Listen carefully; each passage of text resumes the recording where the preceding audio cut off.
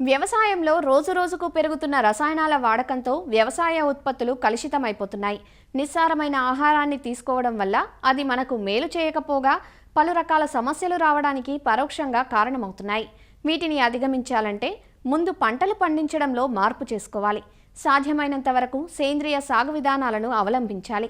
సేంద్రియ ఎరువుల్లో పశువుల ఎరువు, కోళ్ల ఎరువు, వానపాముల ఎరువు వంటివి ఎన్నో ఉన్నా పచ్చిరొట్ట పైర్ల పెంపకం వల్ల రైతులకు చాలా వరకు ఖర్చు తగ్గుతుంది.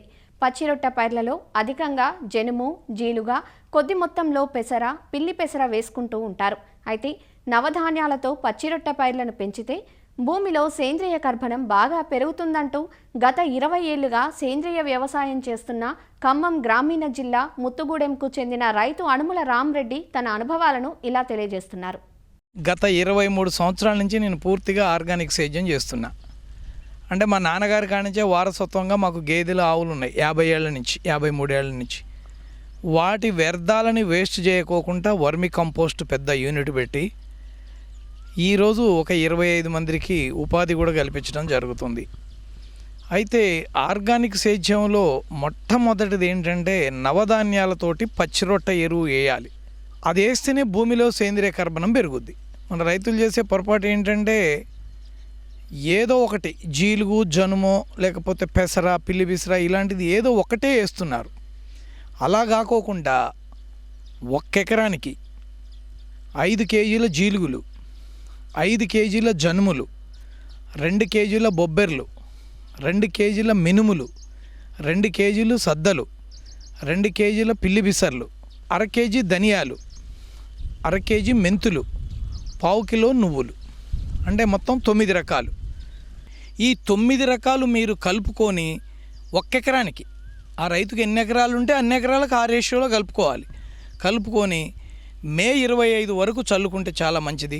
9 రకాల నవధాన్యాలు తీసుకొని ముందు ఒక పట్టాలో పోసి చక్కగా కలపాలి, అన్నీ కలపాలి. ఎందుకంటే సన్నగింజ భూమిలో అడుక్కు వెళ్ళిపోతుంది.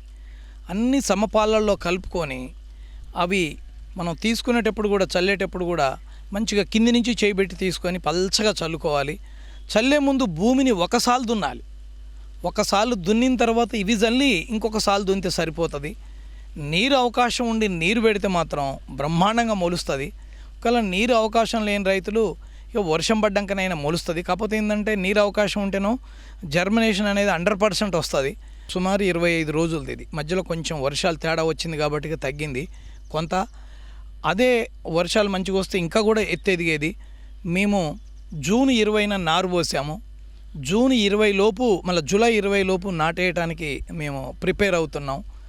దీన్ని 40 రోజుల వరకు ఈ విధంగా పెంచి, ఇప్పుడు ఇది 25 రోజులు, 20 నుంచి 25 రోజుల పైరండి. ఇది ఇంకా 15 రోజులు ఉంచుతాము. మేము నారు పోసాము. నాటు కూడా 20 నుంచి 25 రోజుల లోపు నాటేస్తే మంచిది. ఎన్ని నెలల పైరైతే అన్ని 5 రోజులు. 4 నెలల పంట అనుకోండి, 4 5లు 20 రోజులు. 5 నెలల పంట అయితే 5 5లు 25 రోజుల నారు నాటేసుకోవాలి.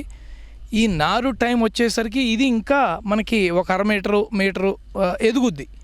ఎందుకంటే ఇంకా మనకి సేంద్రియ కర్బనం, ఈ పచ్చిరొట్ట ఎరువు ఇంకా కొంచెం ఎక్కువ వస్తుంది. ఈ నవధాన్యాలతోటి పచ్చిరొట్ట ఎరువులు మేము క్రమం తప్పకుండా వేస్తున్నాం. దీనివల్ల ఏంటంటే మనకి భూమి నత్రజని, భాస్వరం, పొటాషే కాకోకుండా ఒక 14 రకాల ఉప పోషకాలు కూడా లభ్యమవుతాయి. దీంతో పాటు సేంద్రియ కర్బనం పుష్కలంగా వస్తుంది. మనకి ఆర్గానిక్ వ్యవసాయంలో ముఖ్యంగా అసలు భూమిలో సేంద్రియ కర్బనం 1 నుంచి 2% ఉండాలి. ఇప్పుడు అది 0.2% పడిపోయింది. ఆర్గానిక్ వ్యవసాయంలో కూడా మేము దిగుబడులు తగ్గకోకుండా 35 నుంచి 40 బస్తాల వరకు కూడా పండించగలుగుతున్నాం. 1 ఎకరానికి 35 బస్తాలు దిగుబడి వచ్చినా 35 బస్తాలు మనం 1 ఇయర్ తర్వాత స్టాక్ పెట్టి మరబట్టిస్తే 1 బస్తాకి 50 కేజీలు వస్తాయి. అప్పటికప్పుడు అయితే 1 ఇయర్ స్టాక్ పెడతాం కాబట్టి కొంచెం కొక్కు, కొద్దిగా పురుగు అవి ఇది తిన్నా కానీ 45 కేజీల బియ్యం వస్తాయి.